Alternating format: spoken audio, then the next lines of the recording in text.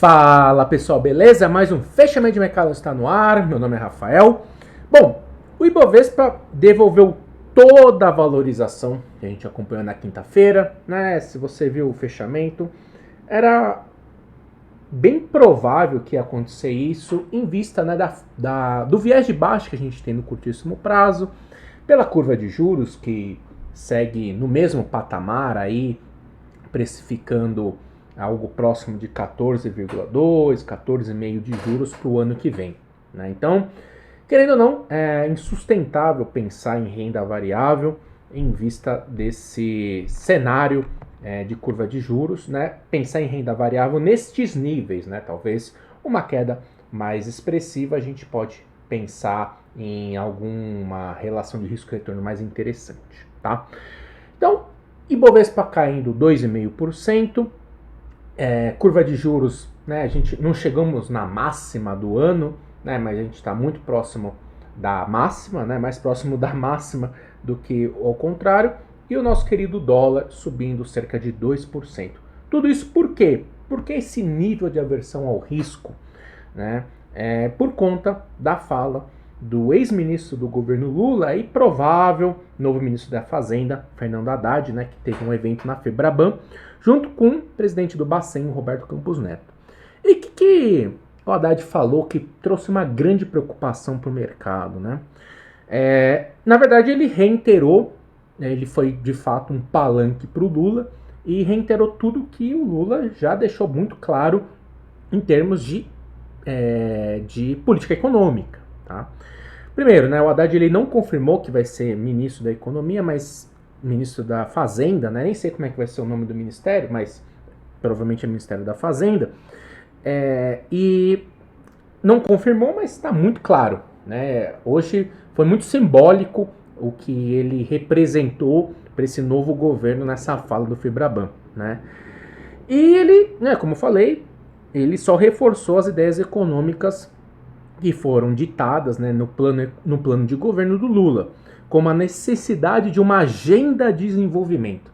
Quando o mercado escuta agenda de desenvolvimento, qual que é se você lembra de 2014, né, 2013 ali, fim do governo Dilma I, início do governo Dilma II, você provavelmente, se você estava em bolsa ou se você estava vivendo no Brasil, você lembra da nova matriz econômica, o desenvolvimento, né, o desenvolvimentismo da Dilma. Então, né, se a gente voltar para essa nova matriz econômica e nas mesmas condições que a gente se encontrava, se encontra nessa mesma condição de dívida PIB subindo muito forte, bom, é só olhar o que aconteceu em 2014. Né? Eu não preciso aqui ficar fazendo discurso ou qualquer coisa, terrorismo, né? Porque eu venho sendo acusado de terrorismo. Então, que você tire suas próprias conclusões, pesquise no Google, veja, né? Ou se você vivenciou isso na pele, trabalhando influenciado em relação a isso, aí você tira suas próprias conclusões, né? E o próprio Haddad disse que o papel do Lula nessas negociações, e ele não deixou claro negociações, mas está falando da PEC, né? É defender os interesses pelos quais ele foi eleito. Ou seja, basicamente é fazer o máximo para conseguir os 175 bi extra-teto. Basicamente é isso, né? Essa foi a sinalização. Então, assim, é o que eu falei, vocês tiram suas próprias conclusões, vocês vejam a reação do mercado, a reação do dólar, a reação da curva dos juros e tirem suas próprias conclusões. Afinal de contas, se vocês estão aqui, vocês estão cientes dos investimentos, né? Cientes do que a importância disso, né? Na projeção de crescimento, na relação de risco-retorno entre renda variável e renda fixa. Né? Não vou ficar aqui batendo na mesma tecla, porque como falaram para mim e como foi sinalizado para mim, tá ficando chato. Né? A realidade às vezes é muito complicada mesmo. Né? Então, primeiro foi esse papo. Aí, segundo papo que aconteceu, que foi muito preocupante também, né? Ou não, né? Depende do seu viés aí, né? Foi como como o Haddad, ele veio com propostas de novas receitas, né? O que foi algo positivo, né? No primeiro momento, porque nenhuma parte desse novo governo, falou de originar receitas. E aí ele falou duas probabilidades interessantes de realizar receita. A primeira, reforma tributária, né?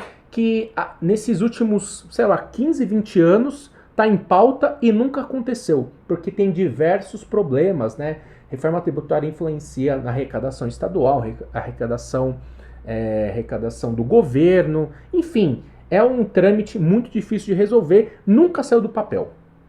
Então a primeira alternativa de receita é a reforma tributária, que historicamente nunca saiu do papel e, segundo, né, pela sinalização que o Haddad deixou, esse novo governo vai conseguir fazer isso, né? Enfim, aí a segunda sinalização é segundo palavras do Haddad, melhorar a qualidade dos gastos com choque de gestão. Né? Assim, não preciso nem falar o quanto isso é duvidoso. E assim, a primeira prova desse choque de gestão foi indicar mais 13 ministérios. Aí, né, sobre a PEC, que é uma coisa que o mercado tá de olho, o Haddad falou que ele não deu pistas, falou que ele não faz parte da equipe de transição, ele não sabe o que está acontecendo, né? Falou que vai se reunir com o Lula nesse final de semana. O Lula, o Haddad e a Glaze, né, o trio aí maravilhoso, vai se reunir no final de semana para discutir a questão da PEC. Segundo ele, vamos analisar as demandas, impactos sobre juros e trajetória da dívida para chegar a um denominador comum. Beleza, show de bola. Se isso acontecer de fato, vai ser muito bom para o mercado, né? Aí a resposta de tudo isso, não sou eu nem que estou falando, tá? É só olhar a cotação. Bovespa devolvendo todo o ganho de quinta, os juros futuros voltando para as máximas e o dólar disparando 2%, voltando para os 5,40. Né? Então, fica a sua interpretação e, como disse o nosso querido Meirelles, boa sorte. Ibovespa, como disse, a gente teve um dia sem volume, um volume mísero, e o volume foi acima do dia de ontem. Né, para provar o fluxo vendedor que a gente está. Olha o ABV. Né? Então, qual que é a expectativa aqui? Perdeu 107 mil pontos e ir para 100 mil pontos. Né? Nada mudou. Como eu disse ontem para vocês, era um repique. Né? Aqui era uma oportunidade de venda. Ou de parcial, diversas outras coisas. A gente eventualmente fez isso. E, né, diante dessa curva de juros, hoje eu mandei pro pessoal, né, Black Friday, aconteceu muita coisa interessante de taxa de oportunidades de renda fixa. E hoje eu mandei pro pessoal uma tabela bem legal aí de renda fixa.